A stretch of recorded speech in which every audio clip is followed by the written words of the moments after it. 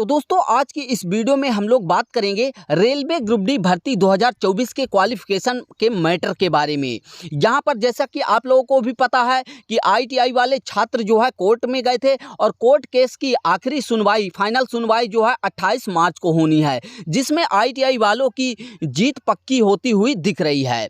तो यदि यहाँ पर आईटीआई वाले जीत जाते हैं तो क्या अब 10th वाले स्टूडेंट भी कोर्ट जाएंगे, और यदि 10th वाले स्टूडेंट कोर्ट जाते हैं तो किस आधार पर जाएंगे, सब कुछ इस वीडियो में समझेंगे। उससे पहले चैनल में जो नए हैं तो चैनल को जल्दी से सब्सक्राइब कर लीजिए, और यदि हमसे बात करना चाहते हैं तो हमारे इंस्टाग्राम की आईडी जो है आप लोगों को डिस्क्रिप्शन बॉक्स में मिल जाएगी। तो देखिए सबसे पहले बात करें यहाँ पर आईटीआई वालों की जो जीत होती हुई दिख रही है उसके बारे में। जैसा कि आप लोगों को पता है कि जो रेलवे ग्रुप डी भर्ती 2024 का शॉर्ट नोटिफिकेशन है वह 28 दिसंबर को जारी हुआ, ठीक है, जिसमें कहा गया कि क्वालिफिकेशन के लिए बोला गया तो वहाँ पर 10th और आईटीआई था आई थिंक, और वहाँ पर बोला गया था पोस्ट वाइज, क्या पोस्ट वाइज बोला गया था, किस पोस्ट के लिए 10th रहेगा, किस पोस्ट के लिए आईटीआई रहेगा, ये ऐसा नहीं बोला गया था। वहाँ पर क्वालिफिकेशन में क्लियर किया गया था कि पोस्ट वाइज रहेगा, ठीक है। तो यहाँ से क्लियर हुआ, लेकिन 2 जनवरी को एक नोटिस डालकर इन्होंने 2 जनवरी से पहले काफ़ी छात्र जो है ट्विटर कैंपेन वगैरह किए, तो 2 जनवरी को ये एक नोटिस निकालकर जारी किया रेलवे मंत्रालय ने कि हम जो है ग्रुप डी भर्ती में आईटीआई या फिर 10th होना चाहिए, 10th ये हमारे पास मतलब हमको क्वालिफिकेशन की रिक्वायरमेंट है। तो जैसा कि 2019 से 2018 से बोलती आ रही है रेलवे कि हम ग्रुप डी भर्ती के लिए आईटीआई लेंगे, तो वहाँ से जो है काफ़ी छात्र जो है आईटीआई की तैयारी किए, पैसा खर्च किए, समय इन्वेस्ट किए, लेकिन जब वैकेंसी की बारी आई 2024-25 में तो यहाँ पर रेलवे ने मुँह मोड़ लिया और बोल दिया कि हम 10th पास एलिजिबल करेंगे।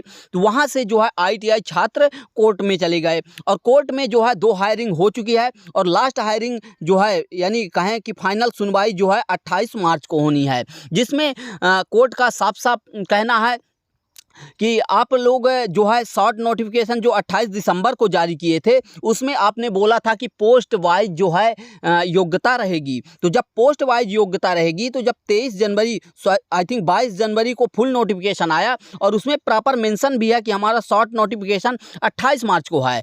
तो सुप्रीम कोर्ट का जजमेंट है कि भर्ती निकलने के बाद उसके क्वालिफिकेशन मैटर में कोई भी छेड़छाड़ नहीं की जा सकती है। तो फिर आपने 2 जनवरी को कैसे चेंजेस किया, ये तो गलत है, सरासर गलत है छात्रों के साथ।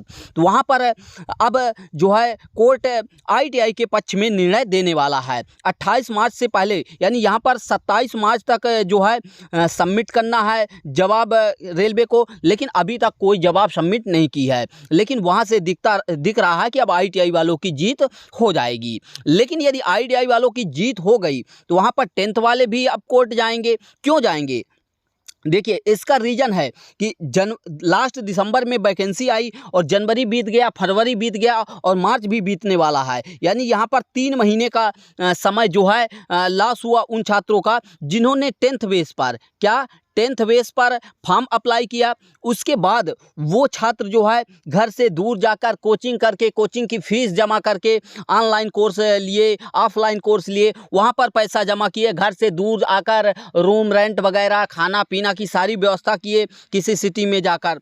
तो लगभग हर छात्रों का 20,000 30,000 रुपये का नुकसान हुआ, और वो 3 महीने से तैयारी कर रहे हैं। तो उसका क्या करेगी रेलवे? तो इस आधार पर अब 10th वाले भी कोर्ट जाएंगे कि हमने जो है 3 महीने का समय बर्बाद किया, अपना पैसा इन्वेस्ट किया, अलग अलग जगह कोचिंग में ऑनलाइन ऑफलाइन हम पैसा इन्वेस्ट किए और 3 महीने का समय इन्वेस्ट किए, तो उसका क्या, उसकी भरपाई कौन करेगा? रेलवे करेगा। तो यहाँ पर भी रेलवे फंस रही है।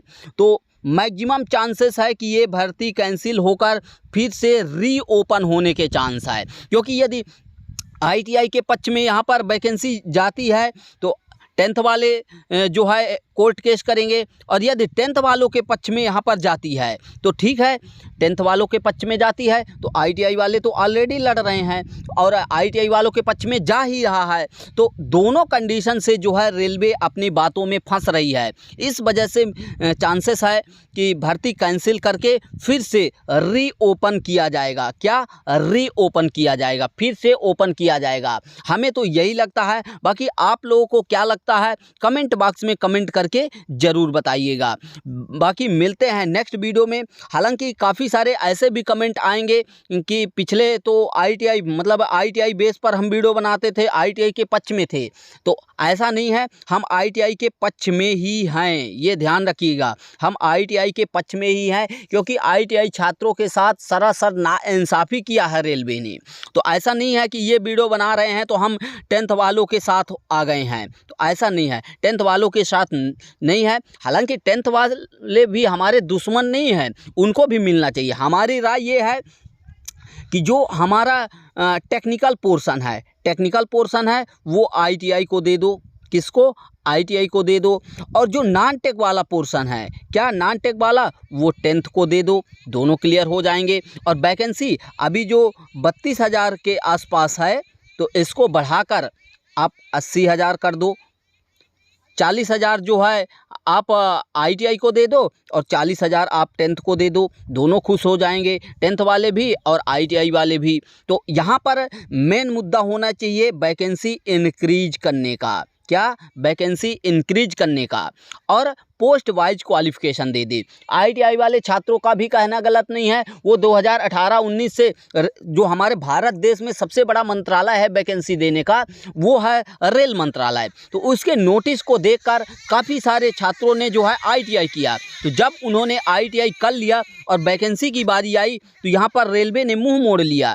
ये तो ITI छात्रों के साथ गलत ही हो रहा है। और यहाँ पर अब 10th वालों के साथ भी गलत हो रहा है। कैसे गलत हो रहा है?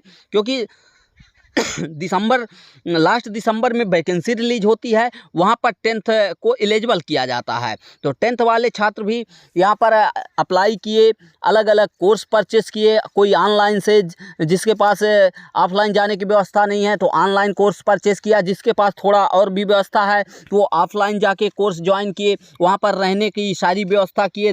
यहाँ पर जनरली आप किसी रूम को सेट करते हैं तो आप यहाँ पर 10,000 के आसपास खर्चा लग जाता है। तो ऐसे करके सभी छात्र बहुत सारा पैसा इन्वेस्ट कर चुके हैं और ये टीचरों के लिए भी एक सरदर्द बन जाएगा। क्योंकि जब 10th यहाँ पर हटा दिया जाएगा, ITI कर दिया जाएगा, तो यहाँ पर ITI छात्रों की संख्या कहा जाए तो यहाँ पर 40,000 के आसपास है, लेकिन वहीं पर 10th वालों की बात करें तो 1 करोड़ के आसपास है। तो यहाँ पर जो 1 करोड़ छात्र हैं 10th वाले, ये कोर्स परचेस किए हैं, तो ये छात्र अब जो कोर्स जो है सेल करते हैं यूट्यूब के माध्यम से और माध्यम से, तो उनसे ये अपना पैसा मांगेंगे कि वैकेंसी कैंसिल हो गई, उसमें ITI कर दिया गया तो हमारे कोर्स लेने का मतलब नहीं है, तो हमारा पैसा वापस करो। क्या?